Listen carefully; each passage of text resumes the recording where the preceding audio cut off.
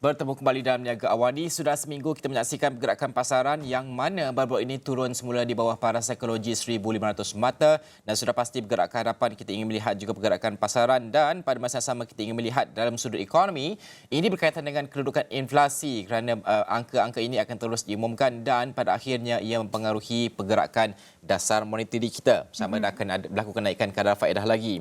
Nanti Nabilah nak buat pinjaman perumahan akan lebih mahal selepas ini. Itu kita ingin bincangkan selepas ini. Sekarang ini sebenarnya kita bersama dengan pakar ekonomi MIDF Research Abdul Muiz Murhalim. Selamat pagi Muiz, terima kasih kerana bersama dengan kami pada pagi ini. Kalau kita melihat tengah hari nanti mungkin Jabatan Perangkaan Malaysia mungkin akan melaporkan indeks harga pengguna bagi bulan Julai 2022. Mungkin Muiz melihat kepada trend inflasi yang menaik beberapa bulan yang lalu, adakah kita bakal menyaksikan peningkatan inflasi ke paras lebih tinggi khususnya inflasi makanan dan apakah mungkin jangkaan MIDF Research bagi tekanan inflasi di Malaysia pada waktu ini? Okey, selamat pagi. Berdasarkan kiraan kami, kadar inflasi memang kita jangka mungkin akan terus meningkat. Walau bagaimanapun bila kita lihat daripada segi unjuran yang kami buat, bagi bulan Julai kita menjangkakan mungkin ianya akan berada sekitar 3.4 kepada 3.5% seperti yang kita lihat pada bulan sebelumnya. Ini kerana kami menjangkakan penurunan harga komoditi seperti harga minyak sawit, jagung, beras dan juga minyak mentah sendiri mungkin mengurangkan tekanan inflasi untuk setengah komponen. Walau bagaimanapun kami masih agak risau dari segi tekanan harga yang berlaku daripada kenaikan harga barang makanan. Cuma kalau kita lihat daripada segi pendapat pasaran, kebanyakannya secara purata menjangka inflasi akan terus melonjak kepada 4.4% bagi bulan Julai. Dan saya kira ini masih menggambarkan kebimbangan daripada segi tekanan harga komoditi global yang mungkin akan terus memberi tekanan kepada harga dalam Malaysia, dalam pasaran. Okey, bagi berdasarkan jangkaan tadi, bagaimana pula dengan kadar dasar semalaman ataupun OPR? Adakah BNM akan terus menaikkan lagi OPR dalam mesyuarat dasar moneteri pada bulan September dan November nanti? Bagaimana pendapat Muiz sendiri? Okey, bagi kami melihat kepada prestasi pertumbuhan ekonomi iaitu KDNK yang amat memberangsangkan dengan pertumbuhan 8.9%, kita boleh jangka bernegara akan terus menaikkan OPR kerana ini adalah keputusan bagi mengurangkan sokongan moneteri kepada ekonomi melihat kepada pemulihan ekonomi yang agak baik.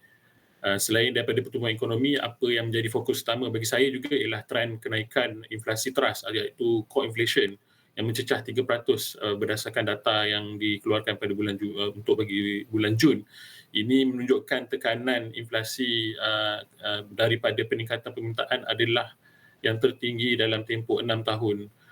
Yang mana kita boleh menjangkakan Bank Negara mungkin akan bertindak untuk mengawal tekanan inflasi daripada terus meningkat dan kami menjangkakan Bank Negara akan menaikkan OPR sebanyak 25 mata asas pada mesyuarat di bulan September dan juga November nanti dan ini akan menaikkan OPR kepada paras 2.75% pada hujung tahun ini berbanding 2.25% pada masa sekarang. Muiz, kalau kita bercakap tentang OPR ini sudah pasti kita melihat kesannya kepada pengguna. Ini mungkin data ataupun langkah ekonomi dasar moneteri yang baik dilaksanakan ketika ekonomi bertambah baik mengikut keadaan semasa. Mungkin adakah ini akan menjejaskan pertumbuhan perbelanjaan pengguna untuk setidaknya separuh kedua tahun ini sekiranya berlaku kenaikan pada September, pada November. Mungkin juga apa ulasan Muiz sendiri mengenai situasi ini dan bagaimanakah agaknya mungkin gambaran pertumbuhan ekonomi negara untuk beberapa bulan yang akan datang bergerak ke 2023?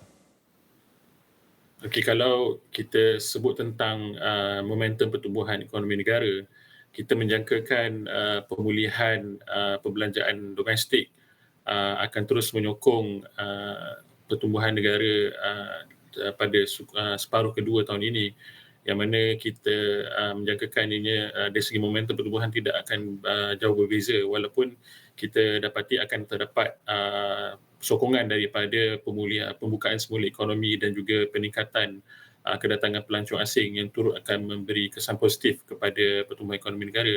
Namun memang tidak dinafikan dari segi peningkatan OPR ini bertujuan untuk mengawal pertumbuhan perbelanjaan dalam negara daripada terus turut sama memberi tekanan kepada harga. Seperti yang saya nyatakan tadi, tekanan peningkatan turut memberi kesan kepada inflasi berdasarkan peningkatan inflasi teras. Walau bagaimanapun, memang saya tidak nafikan peningkatan pembayaran bayaran balik pinjaman juga akan mungkin mengekang perbelanjaan pengguna. Dan daripada data yang kita lihat dan juga daripada maklumat yang kita dapati, para peniaga juga telah menyatakan kebimbangan terdapat kemungkinan dari segi prestasi penjualan dan juga perbelanjaan pengguna kelihatan lebih sederhana berbanding bulan sebelumnya. Ini berdasarkan prestasi jualan yang telah mereka dapati bagi bulan Julai. Muiz, itu mungkin faktor-faktor yang kita saksikan berdasarkan data yang kita ada pada ketika ini. Namun adakah, secara ringkasnya, adakah ada faktor-faktor luar jangka yang kita juga harus berikan tumpuan bergerak ke hadapan yang mungkin akan menjejaskan ekonomi kita? Kerana kalau kita melihat pergerakan ringgit juga ada kalanya melemah dan sebagainya, ini mungkin membawa kepada imported inflation. Pada pandangan Muiz sendiri.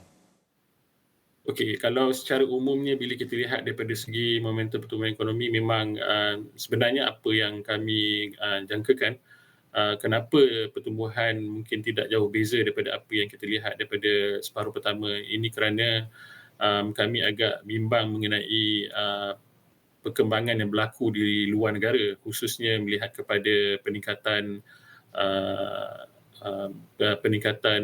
Fed Funds Rate ataupun kadar faedah yang diputuskan oleh Federal Reserve di Amerika, kerana ini mungkin akan menyebabkan pertumbuhan yang lebih perlahan. Dan juga kita agak bimbang melihatkan kepada data-data di China yang turut menunjukkan dari segi prestasi perbelanjaan dalam negeri di China adalah lebih perlahan, walaupun ekonominya telah dibuka semula, tetapi kita mungkin boleh menjangkakan kelembapan ekonomi global disebabkan pertumbuhan yang lebih perlahan di negara-negara utama seperti yang saya nyatakan tadi.